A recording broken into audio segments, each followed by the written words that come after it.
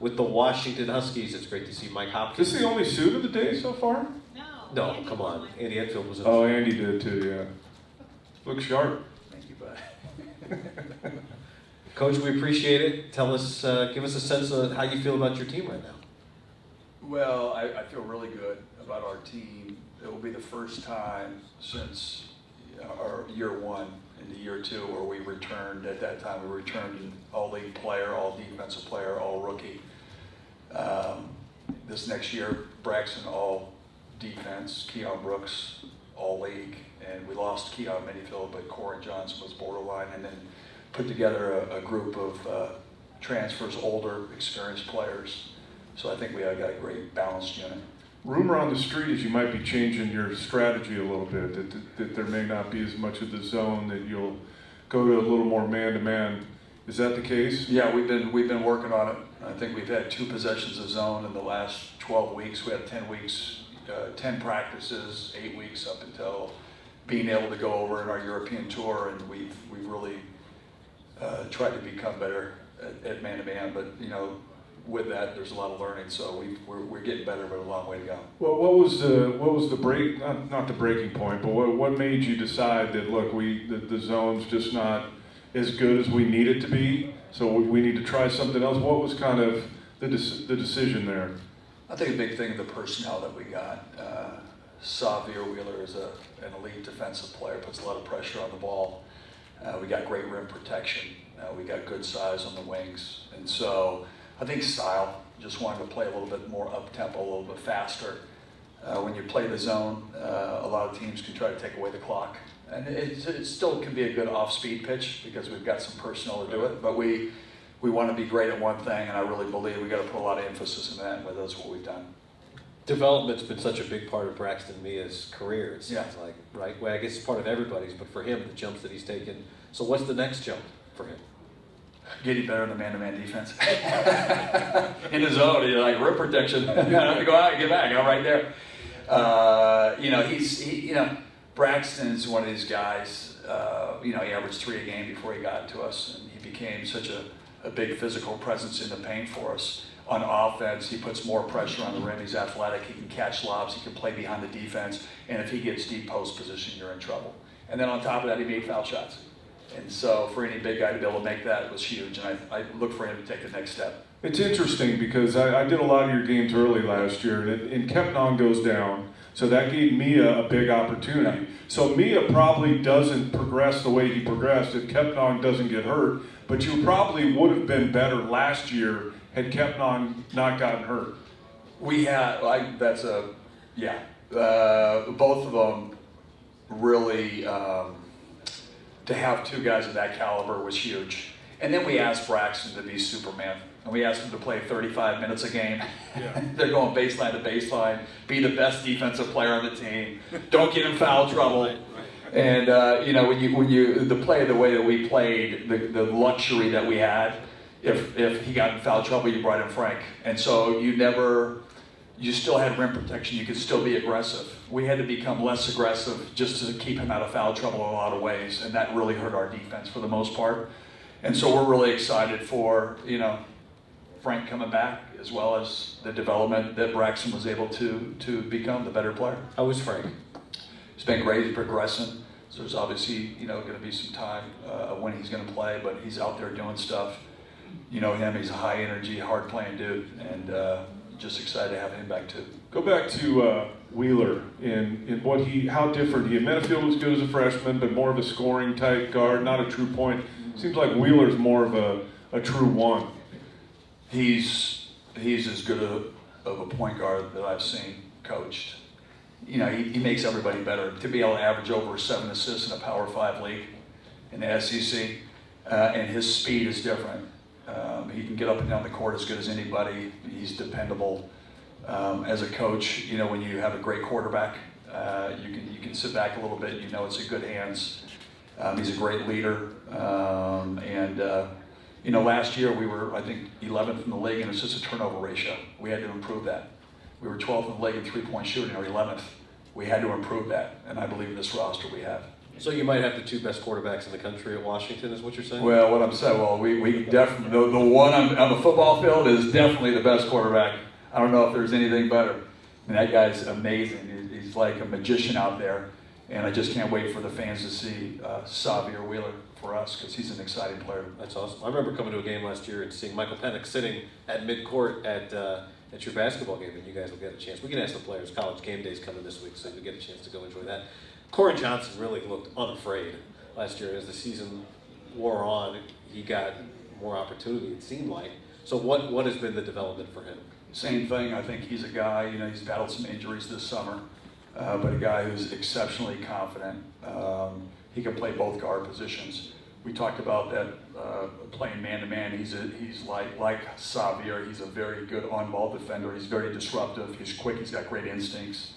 And the way that we want to play up and down, he fits that. And just like you were talking to Donnie about Braxton's development, Corin was redshirted at the beginning of the year. And with our injuries, was able to play and then actually has some big games for us and got a lot of experience. So looking to carry over that experience. If you are changing the offense, Hop, you talk about playing fast offensively, but with new personnel, I know you have a lot of guys coming back, but you do have a lot of new personnel as well.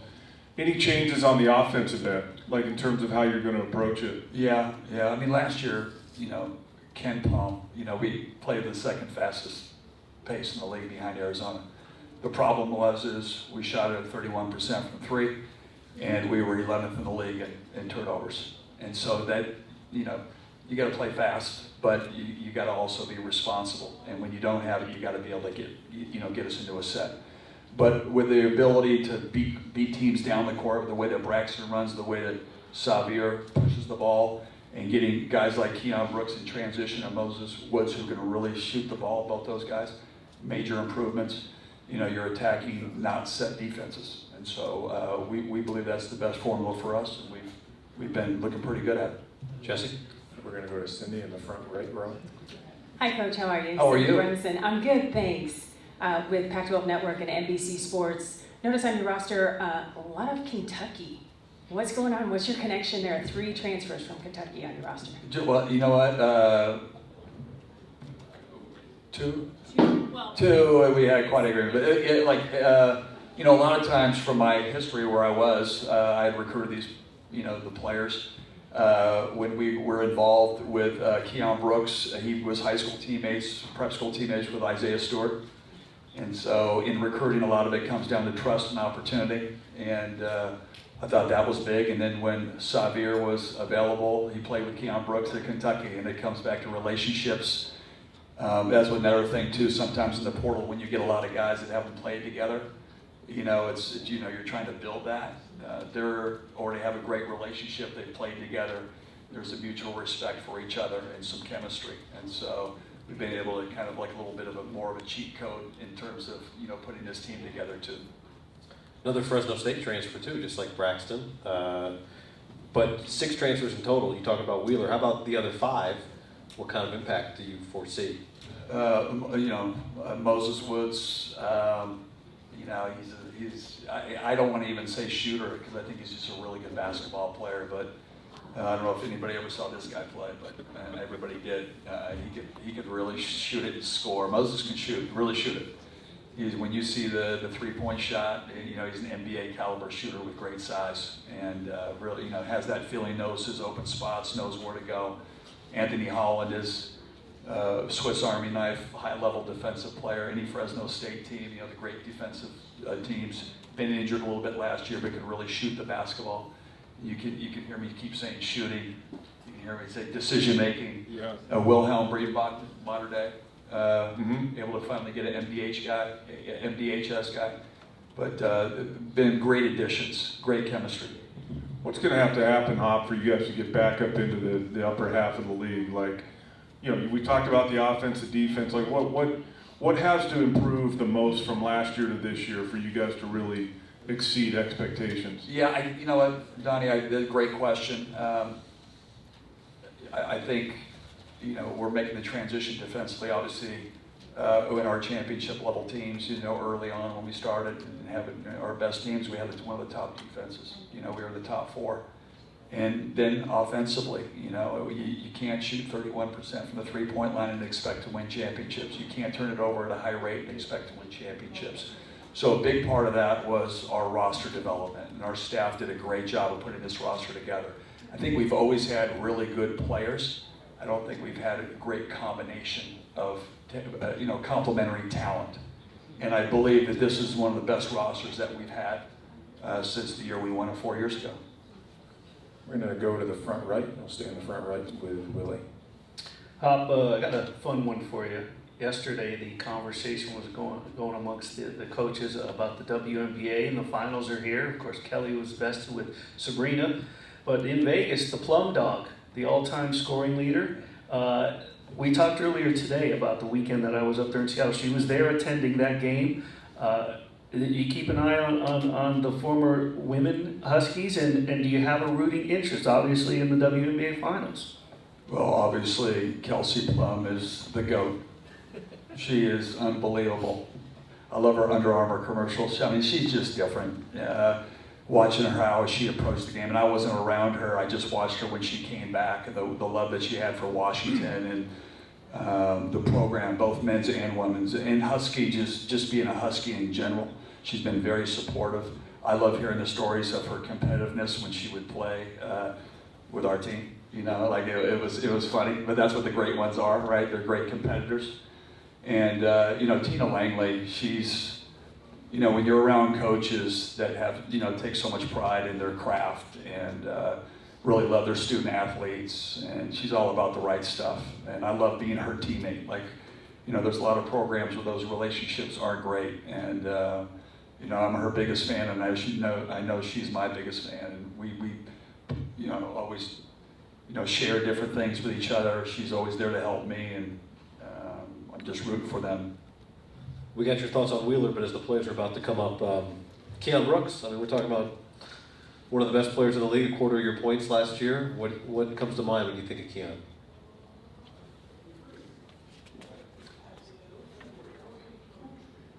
Loyalty. He'll be one of the best players in the league this year. You watch. All right, Coach. Thanks, Go Dogs. There's Mike Hopkins. Let's bring in Xavier Wheeler and Keon Brooks. Fellas, How you doing? how we doing? Swell. Still excited to be here? Absolutely. All right. Keon, it's clear you mean a lot to your coach. Yeah, and he means a lot to me. I like to think that we came into each other's lives at the perfect time. I needed him to continue to help build me back up as a player, and I feel like I helped him in some ways as well. So I just feel like our relationship is very strong. I'll do anything for Coach Hop. I'll run through a brick wall for the man. I really love him, and he's been great with helping me develop and continue to get better as a player, but even more as a man. Most refreshing thing I've heard and seen today was that exchange right there. In this day and age of guys leaving for the wrong reasons, finding reasons to leave, having excuses why they need to leave, you stayed. And that's why you got the reaction from the coach. And you know what happens when that happens? Good things happen. So I wouldn't be surprised if you had a great year last year, but an even better year this year based on that. Because when you can have a relationship that's built on loyalty and commitment, usually better things happen. So I'm happy for you, Keon, that's the case with you and Hop. How's practice been so far for you guys? You got guys returning, but you got a lot of new guys in there too. Practice has been amazing. We have a veteran group, a lot of guys that are older and know what it takes to win games. But at the same time, having a lot of new guys, you got to work out the kinks. And I think we've been doing a great job of that. Our coaching staff has done an amazing job of challenging us to where not everything is easy every day. But practices are highly competitive. We got two really good groups of 1-5 and another 5, so it's not like, one group is just beating up on the other one every day. So it's been really good with both of the groups, competing and challenging each other. Samir, Hop told us what you bring to the table. I want to hear from you what you bring to the table. Man, I think first and foremost, I think I'm a guy who's gonna bring a smile to a lot of people's faces when I walk in the room. Being the eldest of six kids, I kind of have that personality trait where I can kind of sense who needs it, and I think I bring that. I think I bring a leadership role, having some experience in college basketball. Been to a couple different universities, knowing what it takes to win and knowing what doesn't win. And from a player standpoint, I think I'm the ultimate playmaker.